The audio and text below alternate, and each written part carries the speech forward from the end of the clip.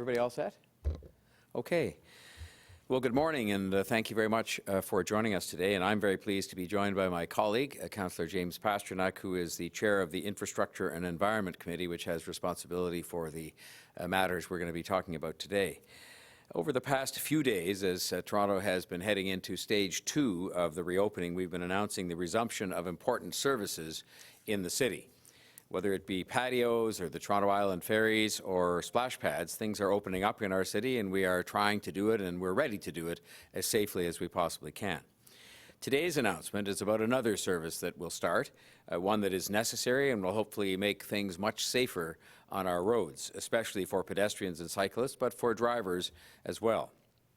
In Canada, speeding is a major contributing factor in approximately 1/3 of fatal collisions. And in Ontario alone, more than 50% of convictions related to the Highway Traffic Act were from speeding offences. Unfortunately, there are still far too many drivers in our city who either don't understand the dangerous and sometimes fatal consequences of speeding, or who blatantly ignore the traffic laws, engaging in behaviour that endangers their own lives and, of course, the lives of so many other people around them. Here in Toronto and in many cities and countries around the world, speeding continues to be a preventable issue that is causing serious injuries, fatalities, and immense emotional suffering. And it has to stop. It is preventable because it is largely a byproduct of human behavior. Both the ongoing pandemic and the introduction of programs like Active TO have caused a decrease in car traffic, but on the other side, we have sadly seen an increase, a spike in speeding and in stunt driving. Between March 23rd and April 27th, the Toronto Police Service saw a 600% increase in stunt driving. Officers are clocking drivers traveling at 3 times the speed limit on our roads. Sometimes that means speeds in excess of 150 or even 180 kilometers per hour. That's inside the City of Toronto on roads, not on expressways. Even if it was on expressways, it's way in excess of the posted limit. Let's be clear. Less traffic and open roads is not an invitation for people to race recklessly around the City of Toronto. The last thing we need right now is irresponsible drivers putting lives at risk, including their own. For years, we have been fighting for the ability to deploy speed cameras on our streets. I have led the City Council in asking for this from the Government of Ontario, and municipalities across the province have joined us in this request because we believe this is an effective way to make our roads safer. It uses technology to make our roads safer and allows highly trained police officers to focus on things like violent crime. Late last December, the Government of Ontario approved regulations to allow municipalities to operate automated speed enforcement programs, and that included the City of Toronto. Cameras were then installed at 50 locations very quickly after the approval was granted, and the city began sending warning letters to drivers during the required 90-day pre-ticketing period. This was a part of the provincial approval, was they mandated a 90-day pre-ticketing warning letter period so that people could get used to the fact those cameras had been installed. Ticketing was scheduled to start at the end of the 90-day period, but the COVID-19 shutdown started shortly after that. So following work done to make this service fully operational, starting on Monday, July the 6th, this coming Monday, the city's 50 automated speed enforcement cameras will start ticketing drivers who are caught traveling in excess of the speed limit. The days of warning letters have come to an end. If you ignore the clearly posted warning signs and you ignore the clearly posted speed limits, you will get a ticket for speeding in these zones. Automated speed enforcement is one of the many tools that are in our Vision Zero toolbox that is intended to reduce speeding in identified areas in an efficient and non-invasive manner. And remember, these initial 50 zones were chosen as priority areas for increased attention to safety, a lot of them being around schools, for example. Automated speed enforcement will increase speed compliance, alter driver behavior, and raise public awareness about the need to slow down and obey speed limits in the interests of safety. I'm confident that the program will curb excessive speeding and improve the lives of our most vulnerable road users who are often the victims of irresponsible and reckless driving. If a vehicle is caught speeding in an automated speed enforcement area, an image of the license plate will be captured and stored in the automatic speed enforcement system. Once an offense has been confirmed, a ticket will then be mailed to the registered plate holder within 30 days of the offense, regardless of who is driving. That's why the picture is taken of the plate and the ticket is issued to the plate holder, and that is who will get the ticket and be responsible for the consequences. Offenders are only fined, no demerit points will be issued because the ticket is issued to the plate holder who may not necessarily be driving the car. An ASE ticket received in the mail will outline next steps in addition to the cost of the fine, which in most cases is determined by a schedule found in the Provincial Offences Act. Specifically, just to give some examples, a vehicle speeding between 1 and 19 kilometers per hour over the posted limit will receive a fine of $5 per kilometer over.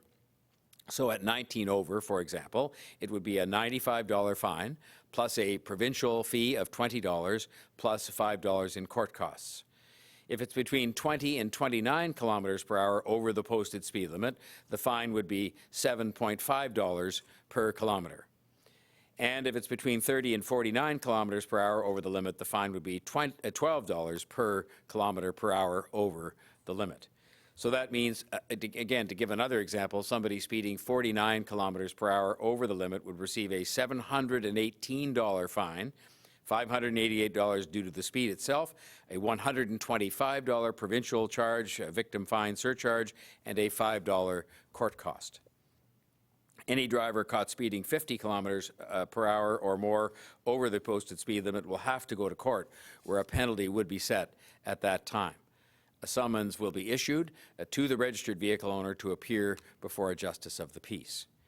We know there is a need for these cameras because people are speeding in the very spots where they have already been placed. One of the advantages to having the cameras in place for a trial period is we've been able to record what's been going on in those areas during that period of time. Just in February and March, before the temporary suspension of the program due to COVID-19, Transportation Services staff issued more than 25,000 warning letters to vehicles that were found to be speeding by these cameras. More than 25,000 warning letters in just 2 months. The warning letters explained the dangers and the risks of speeding and encouraged drivers to change their behavior. Thanks to the data collected by these cameras, we know that speeding has continued during the pandemic. And in fact, you might even argue that during the pandemic, we had an epidemic of speeding, which was probably nothing new, but we were able to actually record it and provide statistics and data to the public on just how widespread this speeding epidemic is. At just 9 of the 50 sites where the cameras were installed, more than 142,731 vehicles were speeding above the posted limit between January 27th and June 18th.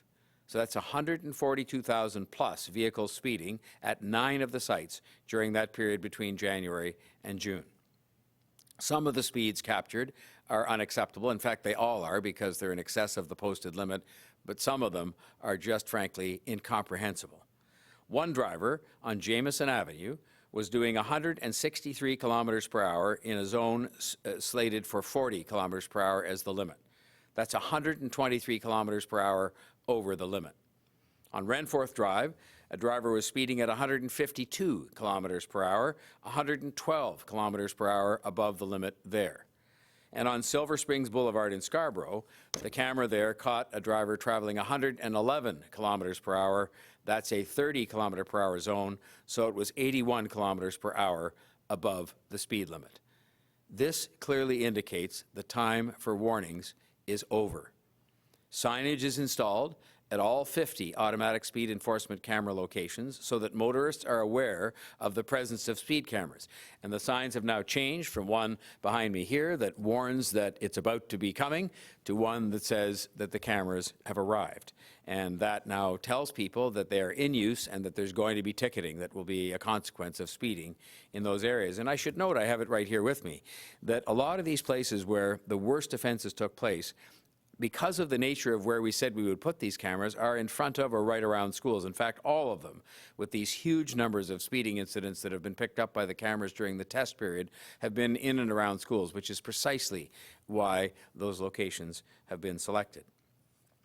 If we move the cameras around, which is intended to be the case after mid-October, when they might be rotated to other locations, the warning signs will once again go back up to warn that it's coming for a 90-day period, and then the ticketing will begin. But warning letters will not start again. Residents with program-specific complaints, comments, or questions should call 311 or email 311@toronto.ca. Before closing, I would just like to remind people that lives are at stake here. We have quite properly been taking measure after measure to step up the pace of our Vision Zero activities because we are determined to make sure that Toronto gets as quickly as possible to the objective, which is 0 deaths and serious injuries due to collisions between cars and pedestrians. And for that matter, we're obviously also anxious to stop other kinds of collisions that don't involve pedestrians, but involve just people who often can be seriously injured or killed in car accidents. I think all residents who do the right thing every day and obey the rules of the road, whether they're walking or riding a bike or are pedestrians, should be given our thanks for that. They should be given our thanks for that. We are working to make sure that the other people who choose not to do that are people that understand that their behavior can't be tolerated in an environment where we're trying to create a safe situation for all people who are using our roadways. I would rather live in a city where these cameras were not necessary, a city where people did not speed and instead followed the rules, instead engaged in personal behavior that would have them understanding that this kind of behavior, speeding like this recklessly, it puts the lives of other people in danger and puts your own life in danger. But we know from these facts that I've shared with you today and other facts we will have available that people are speeding now, and they have been for some time. These cameras will catch those people, and there will be a cost to that behavior, a significant cost. There's a simple way to avoid that cost. Don't speed. Don't speed. Follow the speed limits. They're put there for a reason. They've been reduced for a reason so that we can have a safer city where pedestrians, cyclists, and drivers will all be safe. I would now like to ask Councillor James Pasternak, the chair of the committee which oversees these programs, to say a few words.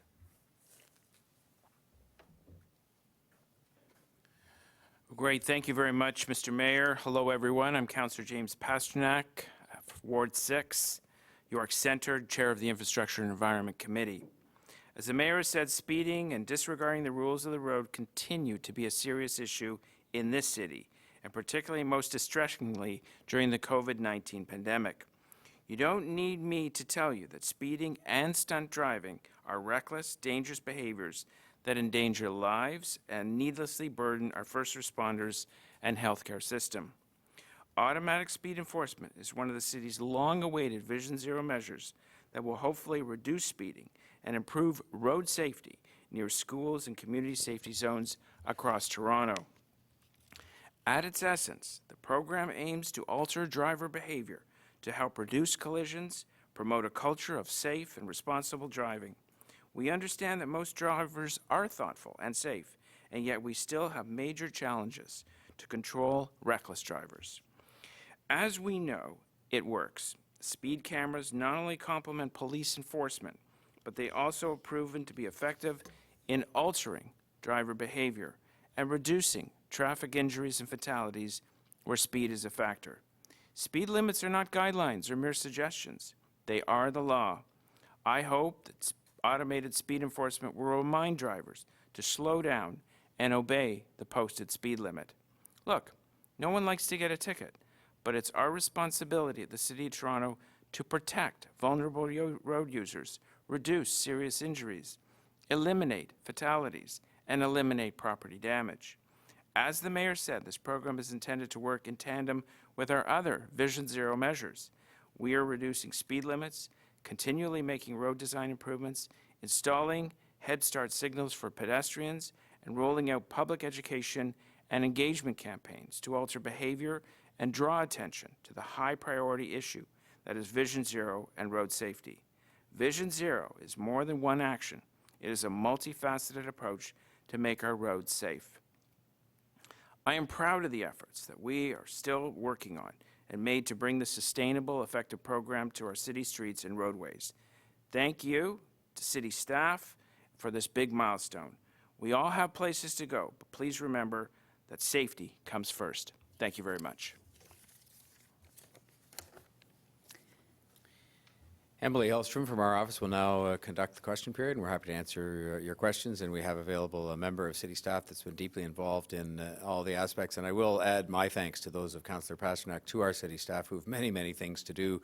The transportation staff are the ones doing Cafe TO. They're doing automated speed enforcement. They're doing the new bike infrastructure. And they've, I don't know how they keep up with all the things that we're asking them to do, but they're doing a great job of it. So we'll turn it over to Emily. Good morning, everyone. Thank you for joining us today. As we open up the floor to questions, a reminder that it's one question, one follow-up. We also have Mike Barnett from the city's Automated Enforcement Unit on the line, who's available for questions. Ashley from News Talk 1010, please go ahead. Hi, good morning, Mayor Tory. Thanks for taking my question. Will this mean less traffic officers enforcing speed limits on the road? And how much money is this project going to save or cost the city?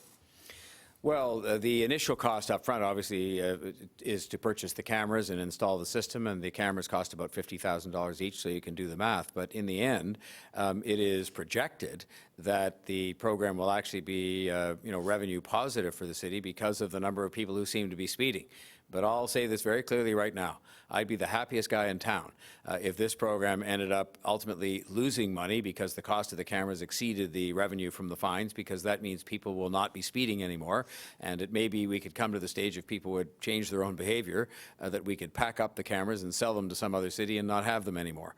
But in the meantime, with this epidemic of speeding that's going on and this incredible gross speeding that's happening at literally 100 kilometers an hour over the limit, we need these cameras and the fines that go with them to get people to smarten up. Thank you. And my follow-up is about the pandemic in general now. Last weekend, we saw, again, lots of people crowding beaches. Is the city going to take any proactive steps this weekend to try and reduce the crowds or stop this from happening again? This is a big city. We have dozens of beaches. We have, hundreds of parks, 1,500 parks to be exact. So it is virtually impossible for us to be sort of controlling the access and the crowd size at any one particular place or at all those places at the same time. So I hope what's going to happen is, because of the opening up of the city and the fact that some of the patios are open, the Toronto Islands are once again accessible by ferry, that you'll have people able to go to more different places, and they will not choose to congregate in this manner. And I hope people will show some restraint as well. It's going to require some restraint. When you see those invitations on social media to come down and join a big party, that's probably a good occasion not to attend. And if you see people carrying big quantities of booze onto the beaches, that's probably a good place not to go. Just in the interest of public health. I'm not a killjoy. I'm not trying to stop people from having fun. But I think we have to be mindful of the fact we just reached stage 2. We were painfully going through the waiting time to get to stage 2, and what we don't want to see happen is all kinds of crowd scenes that lead us to go backwards and have to close things down again. So I hope people will, behave accordingly and have a good time in what is supposed to be very good weather this weekend. Mark McAllister, City News, go ahead. Thank you, Mayor. I may have missed this, and I apologize if I did. This begins with the 50 cameras that are already installed, and is there plans to perhaps expand on that depending on the outcome? Yes, we would probably expand on the outcome depending on the outcome. We are in a position where the law permitting this, and I don't believe the province should have anything to say about where we put photo radar or whether we have it or not, but that's the law. It is limited to community safety zones and school zones in particular. But there are many of those that are not covered. What we did was we put 50 cameras, 2 in each ward of the city, the divisions that are represented on city council, and we put them in kind of hot spots where people locally thought those were the best places to put them, but we'll see how it all works out. As I say, I hope that what we could do is go the other direction and have so many people stopping speeding that it becomes much safer in the city, and we can pack the cameras up and sell them to some other city that needs them. But in the meantime, we will keep the 50 cameras in place and look to find other locations if we identify places where they're needed. And we've also talked, of course, about the possibility of moving them around, which we're likely to do in some cases in October. That's all. Thank you. Brian from the Toronto Star, go ahead. The Toronto Sun, actually. First question, Mr. Mayor. I covered this issue during my time working in Alberta, where photo radar has been in place for a number of years. I can't talk today, I'm sorry. of the municipalities using photo radar in that province, report published recently by the Transportation Ministry. So, Brian, I'm sorry, there's just a little bit of, that kind of, it's like pixelating that happens on a picture. Your voice is breaking up a little. Maybe you could just start over again. Yeah, I think turn my speaker down. I'll try. I'll start over. Sorry about that. I've covered my issue during this time working with neighbors in Alberta, where photo radar has been in place for years. Of the municipalities using photo radar in that province, a report published by the Transportation Ministry found that the program raised about $220 million a year in revenue, while only reducing pollution by about 1.4%. What steps will be in place to maintain transparency as to where this money will be going? Well, we will report as part of the city's finances how many dollars in fines are taken in. We will, of course, also report the costs of the program. But I think that what we would also have reason to believe will happen is that there will be a significant reduction in speeding.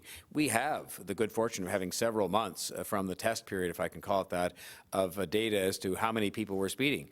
In those 9 locations, as I recall, 142,000 people. So I'd like to see measured against that test period and even just the data that happens month to month that the number of people speeding goes down. As I say, my happiest day would be if these cameras weren't needed anymore because people had stopped speeding. But I'll tell you this, that, you can measure it in a number of different ways, and it has to include not just people who were killed as a result of accidents and collisions involving cars and pedestrians, but also the number of accidents, the cost to the healthcare system, the damage that is done to people's lives as a result of these kinds of things. And you can't be half committed to Vision Zero. You've got to be committed to it, and this is one more tool that is going to allow us to take down towards that goal of zero as fast as we can and get there as fast as we can to allow us to do that and to have people be safe on our roads. And so to me, and it also allows for police officers to do other things. I, by the way, didn't answer the first part of the question from Ashley at CFRB at 1010. This will free up more police officers from sitting and pointing a radar gun at somebody, but the number of police officers assigned to traffic will remain the same. We have, I think, 120 officers full-time on traffic duty, and then we have the new squad of people that were hired just part of this year's budget to, in particular, track down and deal with careless drivers who are doing all kinds of things to endanger other people on the roads and in the bike lanes and on the sidewalks.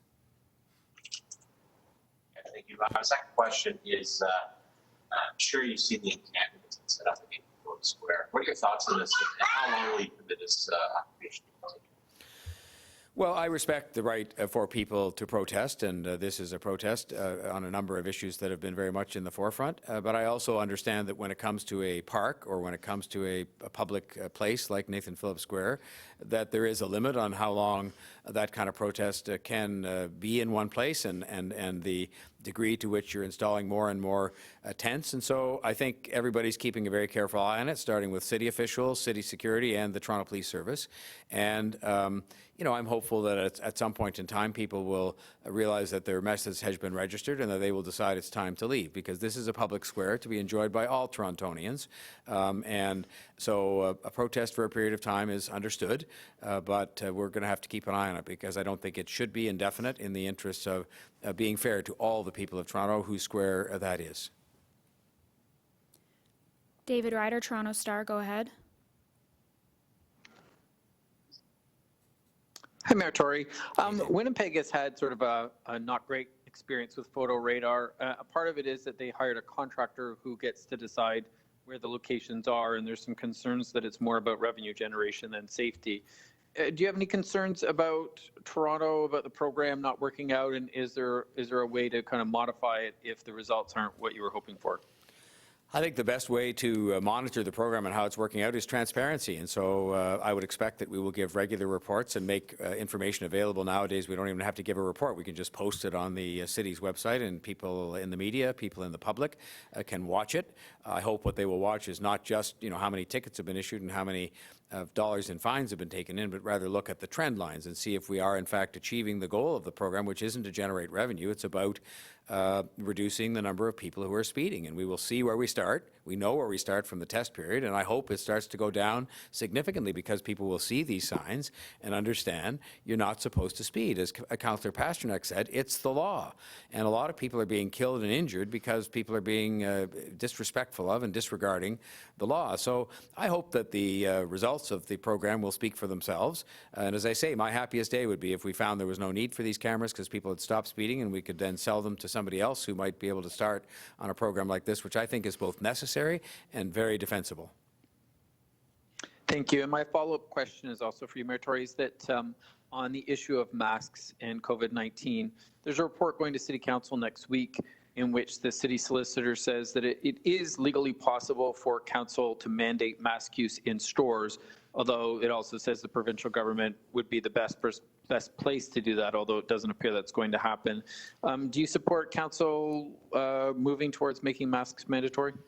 I think it's going to move in that direction. There'll be quite a discussion about this, I expect, at the council meeting next week. I have been in consistent and continuous consultation with the medical officer of health about this and about the contribution it could make to making the city safer, and quite frankly to perhaps allowing us to accelerate the reopening of the city to a minor extent in places like restaurants with indoor dining and so forth. So myself, I'm not indisposed to looking at that as an option to broaden out the degree to which people would be asked to wear and required to wear a face covering beyond the TTC and beyond the island ferries. But we'll see how the discussion goes at council next week, and we'll see what the medical officer of health has to say, because really this has to be based in the end on her assessment of whether this is going to be an effective way to stop the spread and, for that matter, to allow us to get back to a more normal functioning of our economy.